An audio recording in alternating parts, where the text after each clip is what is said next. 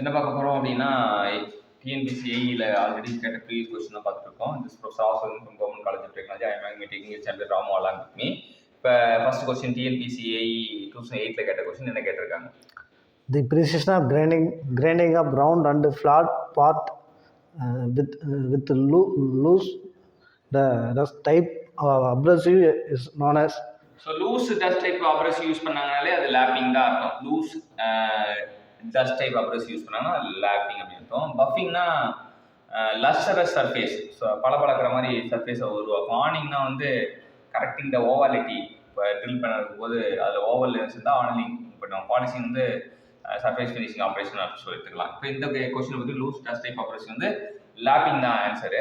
அடுத்த கொஸ்டின் என்ன சொல்றாங்க? For drilling operation, cylindrical job should always be clamped on a. cylindrical job வந்து வைஸ்ல வைப்பாங்க, சாக்கெட்ல வைப்பாங்களா, வி பிளாக்ல வைப்பாங்களா, கிளாம்ப்ல வைப்பாங்களா கேக்குறாங்க. வி பிளாக்ல தான் வைக்கணும். நமக்கு வி பிளாக்ல வச்சாதான் வந்து சிலிண்டர் வந்து கரெக்டா உட்காரும், நம்ம ஆபரேஷன் பண்ண முடியும். Next one, for drilling brass, a drill with. So என்னன்னா டிஎன்பிசி 2008ல பிராஸை ட்ரில் பண்ணும்போது எந்த மாதிரி ட்ரில்ல யூஸ் பண்ணுவீங்க? ஐ எலிக்ஸ் ஆங்கிளா, லோ எலிக்ஸ் ஆங்கிளா, எனி எலிக்ஸ் ஆங்கிளா, ஜீரோ எலிக்ஸ் ஆங்கிளா? ஜீரோ யூஸ் பண்ணக்கூடாது. எனி எலிக்ஸ் ஆங்கிள்ன்றது அர்த்தமே இல்லை. ஐயா லோ தான் ஆன்சரு. ஸோ ஏக்கு ஐ பிக்கு லோ அப்படின்னு படிச்சிருக்கோம். ஏக்கு ஐ பிக்கு லோ, அலுமினியத்துக்கு ஐ, பிராஸுக்கு லோ. ஸோ வந்து ஆன்சர் லோ எலிக்ஸ் இஸ் ரெக்யூர்ட் எடுத்துக்கலாம். அலுமினியத்துக்கு ஐ எலிக்ஸ் ஆங்கிள். அடுத்த கேள்வி என்ன கேட்டிருக்காங்க? டிஎன்பிசி 2008ல கேட்ட கேள்வி தான். என்ன கேட்டிருக்காங்க?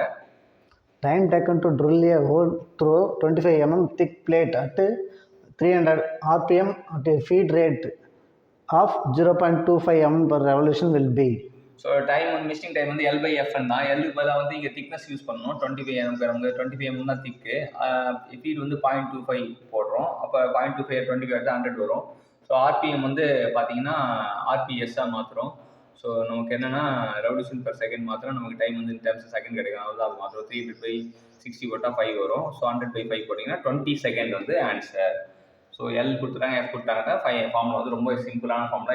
Time equal to L by FN, வேறு L is the thickness of the plate அப்படின்ட்டு தெரிஞ்சுக்கலாம் ட்ரில்லிங்கில். அடுத்த கொஸ்டின் டிஎன்பிசிஐ 2008ல கேட்கப்பட்ட கேள்வி. The job length for a shaper. So job length வந்து ஷேப்பர்னாலே வந்து ஸ்மாலர் சைஸ் தான், லிமிடெட் டு ஸ்மாலர் சைஸ் தான் அப்படின்ட்டோம். ஈக்குவல் டு த பிளானர் கிடையாது, மோர் தென் த பிளானர் கிடையாது, limited to the smaller size. சின்னதுக்கு ஷேப்பர், பெருசுக்கு பிளானர், சின்னதுக்கு ஷேப்பர், பெருசுக்கு பிளானர் அப்படின்னு ஞாபகம். அடுத்த டிஎன்பிசிஐ 2008ல கேட்ட கேள்வி தான் நம்ம பார்க்க போகிறோம். என்ன கேள்வி கேட்டிருக்காங்க? The gear shaper can be used to cut which are the following type of gear.